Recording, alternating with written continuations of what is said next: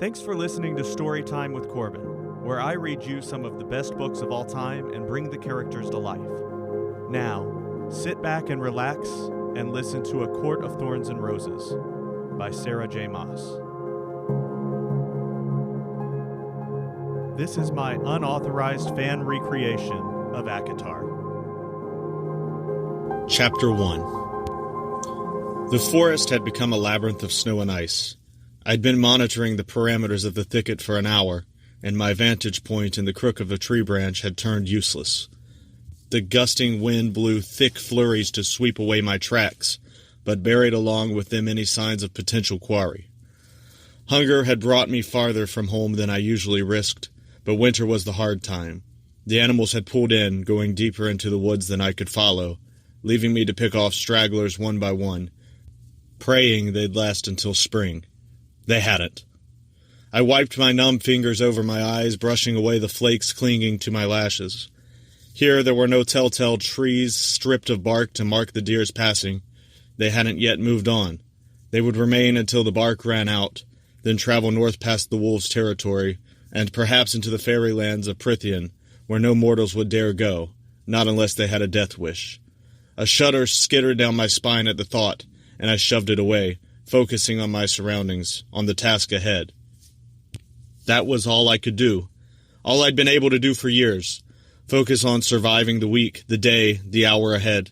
And now, with the snow, I'd be lucky to spot anything, especially from my position up in the tree, scarcely able to see 15 feet ahead. Stifling a groan as my stiff limbs protested at the movement, I unstrung my bow before easing off the tree. The icy snow crunched under my fraying boots, and I ground my teeth. Low visibility, unnecessary noise. I was well on my way to yet another fruitless hunt. Only a few hours of daylight remained. If I didn't leave soon, I'd have to navigate my way home in the dark, and the warnings of the town hunters still rang fresh in my mind. Giant wolves were on the prowl, and in numbers. Not to mention whispers of strange folk spotted in the area, tall and eerie and deadly. Anything but fairies. The hunters had beseeched our long-forgotten gods, and I had secretly prayed alongside them. In the 8 years we'd been living in our village, 2 days' journey from the immortal border of Prithian, we'd been spared an attack. Though traveling peddlers sometimes brought stories of distant border towns left in splinters and bones and ashes, these accounts, once rare enough to be dismissed by the village elders as hearsay, had in recent months become commonplace whisperings on every market day. I had risked much in coming so far into the forest, but we'd finished our last loaf of bread yesterday, and the remainder of our dried meat the day before. Still, I would have rather spent another night with a hungry belly than found myself satisfying the appetite of a wolf, or a fairy. Not that there was much for me to feast on. I'd turned gangly by this time of year, and could count a good number of my ribs. Moving as nimbly and quietly as I could between the trees, I pushed a hand against my hollow and aching stomach. I knew the expression that would be on my 2 elder sisters' faces when I returned to our cottage, empty-handed, yet again. After a few minutes of careful searching, I crouched in a cluster of snow-heavy brambles. Through the thorns I had a half-decent view of a clearing and the small brook flowing through it. A few holes in the ice suggested it was still frequently used. Hopefully something good would come by. Hopefully. I sighed through my nose, digging the tip of my bow into the ground, and leaned my forehead against the crude curve of wood. We wouldn't last another week without food. And too many families had already started begging me to hope for handouts from the wealthier townsfolk. I'd witnessed firsthand exactly how far their charity went. I eased into a more comfortable position and claimed my breathing, straining to listen to the forest over the wind. The snow fell and fell, dancing and curling like sparkling spindrifts, the white fresh and clean against the brown and gray of the world, and despite myself, despite my numb limbs, I quieted that relentless, vicious part of my mind to take in the snow-veiled woods. Once it had been second nature to savor the contrast of new grass against dark, tilled soil, or an amethyst brooch nestled in folds of emerald silk. Once I'd dreamed and breathed in thought and color and light and shape. Sometimes I would even indulge in envisioning a day when my sisters were married and it was only me and father, with enough food to go around, enough money to buy some paint, and enough time to put these colors and shapes down on paper or canvas or the cottage walls. Not likely to happen any time soon. Perhaps ever. So I was left with moments like this, admiring the glint of pale winter light on snow. I couldn't remember the last time I'd done it, bothered to notice anything lovely or interesting. Stolen hours in a decrepit barn with Isaac Hale didn't count. Those times were hungry and empty and sometimes cruel, but never lonely. The howling wind calmed into a soft sighing. The snow fell lazily now, in big, fat clumps that gathered along every nook and bump of the trees. Mesmerizing, the lethal beauty of the snow. I'd soon have to return to the muddy, frozen roads of the village, to the cramped heat of our cottage. Some small, fragmented part of me recoiled at the thought. Bushes rustled across the clearing. Drawing my bow as a matter of instinct, I peered through the thorns, and my breath caught. Less than 30 paces away stood a small doe, not yet too scrawny from winter, but desperate enough to wrench bark from a tree in the clearing.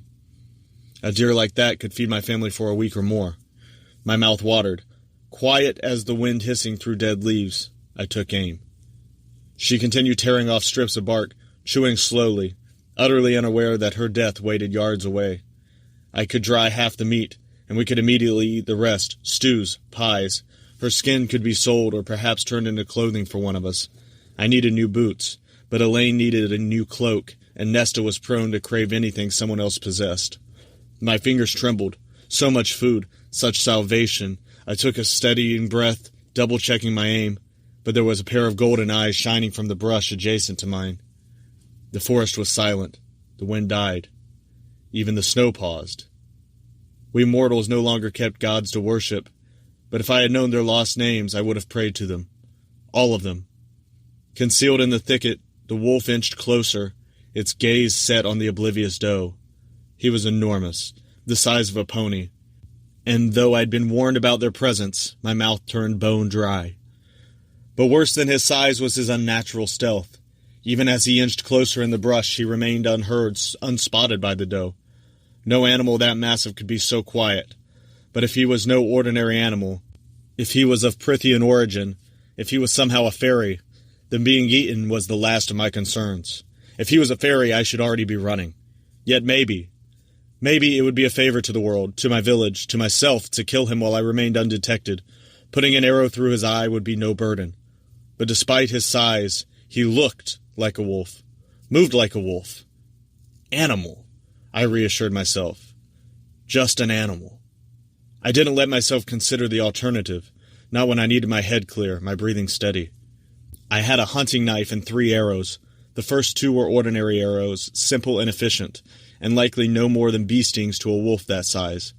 But the 3rd arrow, the longest and heaviest one, I'd bought from a traveling peddler during a summer when we had enough coppers for extra luxuries. An arrow carved from mountain ash, armed with an iron head. From songs sung to us as lullabies over our cradles, we all knew from infancy that fairies hated iron. But it was the ash wood that made their immortal healing magic falter long enough for a human to make a killing blow, or so legend and rumor claimed. The only proof we had of the ash's effectiveness was its sheer rarity. I'd seen drawings of the trees, but never one with my own eyes. Not after the high fae had burned them all long ago. So few remained, most of them small and sickly and hidden by the nobility within high-walled groves. I'd spent weeks after my purchase debating whether that overpriced bit of wood had been a waste of money or a fake, and for 3 years the arrow had sat unused in my quiver. Now I drew it, keeping my movements minimal, efficient, anything to avoid that monstrous wolf looking in my direction. The arrow was long and heavy enough to inflict damage, possibly kill him if I aimed right. My chest became so tight it ached, and in that moment I realized my life boiled down to one question. Was the wolf alone? I gripped my bow and drew the string farther back. I was a decent shot, but I'd never faced a wolf. I thought it'd make me lucky, even blessed. But now, I didn't know where to hit or how fast they moved. I couldn't afford to miss, not when I only had 1 ash arrow. And if it was indeed a fairy's heart pounding under that fur, then good riddance. Good riddance after all their kind had done to us.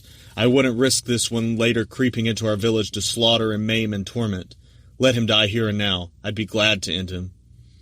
The wolf crept closer, and a twig snapped beneath one of his paws, each bigger than my hand. The doe went rigid. She glanced to either side, ears straining toward the gray sky.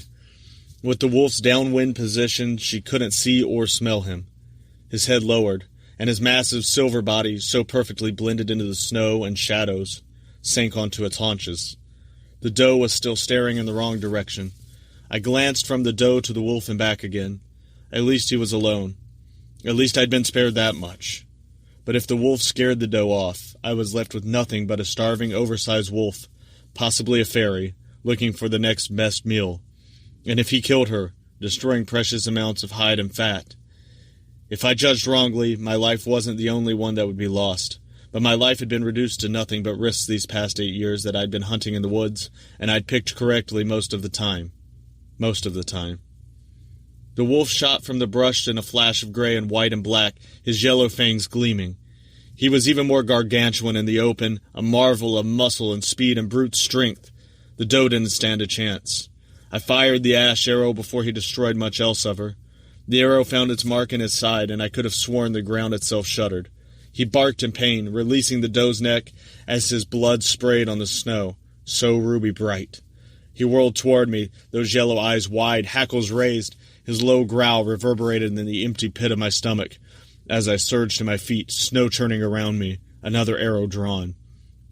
But the wolf merely looked at me, his maw stained with blood, my ash arrow protruding so vulgarly from his side. The snow began falling again. He looked, and with a sort of awareness and surprise that made me fire the second arrow. Just in case that intelligence was of the immortal wicked sort.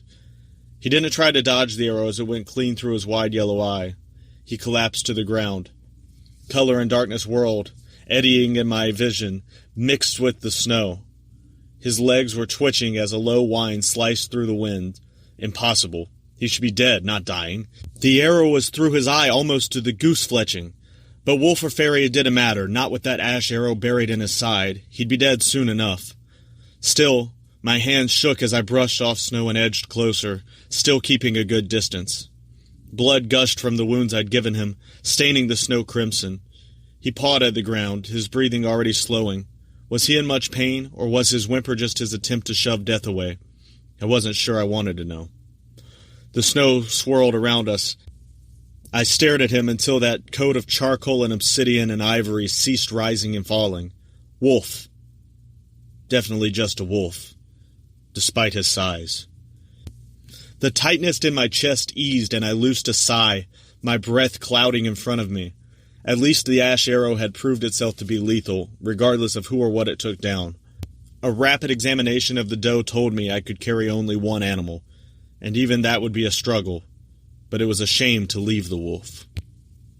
Though it wasted precious minutes during which any predator could smell the fresh blood, I skinned him and cleaned my arrows as best as I could. If anything, it warmed my hands. I wrapped the bloody side of his pelt around the doe's death wound before I hoisted her across my shoulders. It was several miles back to our cottage, and I didn't need a trail of blood leading every animal with fangs and claws straight to me. Grunting against the weight, I grasped the legs of the deer and spared a final glance at the steaming carcass of the wolf. His remaining golden eye now stared at the snow-heavy sky, and for a moment, I wished I had it in me to feel remorse for the dead thing. But this was the forest, and it was winter.